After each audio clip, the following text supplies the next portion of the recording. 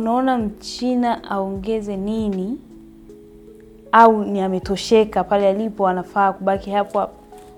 Kwa teknolojia ya sayansi na maendeleo kwa sasa, hakuna nafasi ya mtu kurudi nyuma.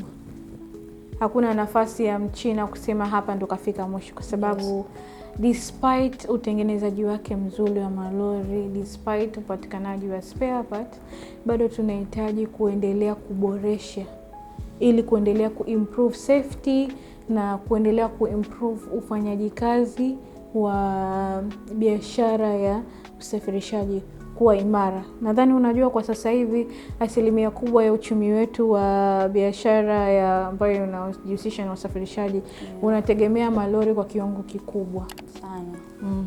Kwa hiyo Mchina hana nafasi ya kuendelea kukaa nyuma.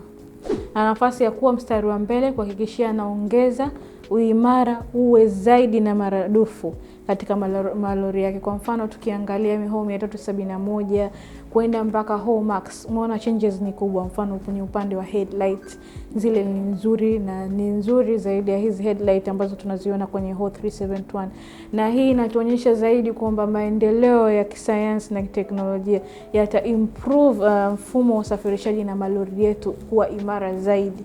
Kwa hiyo usalama utazingatiwa zaidi kwa dereva, na tunaelewa kwamba kukiwa hakuna kukwama njiani ndipo maendeleo yanavyozidi kuwa zaidi, kwa sababu huduma inafika kwa wakati na muda sahihi.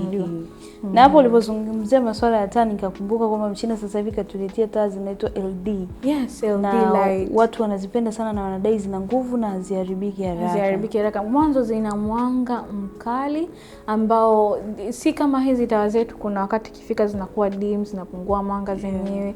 Zile ni nzuri zaidi, especially kwa wakati kama usiku, heavy rain na dereva yuko njiani na ana uwezo wa kuhakikisha usalama wake katika kuangalia wapi anaelekea na kuweza kuona road sign.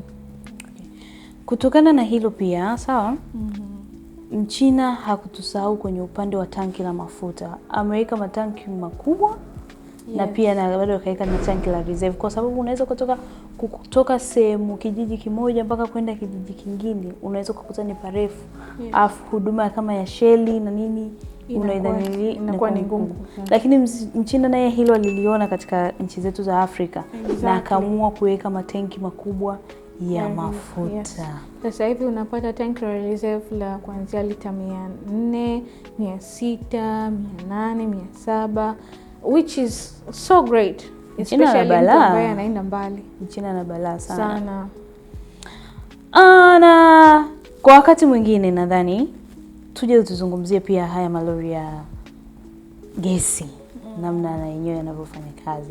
Hiyo itakuwa ni mada ya kipindi kijacho, mpendwa mtazamaji, na usiache kutufuatilia. Usisite kuwa nasi. Ungana nasi katika kipindi kijacho. Welcome to Samol Automotives.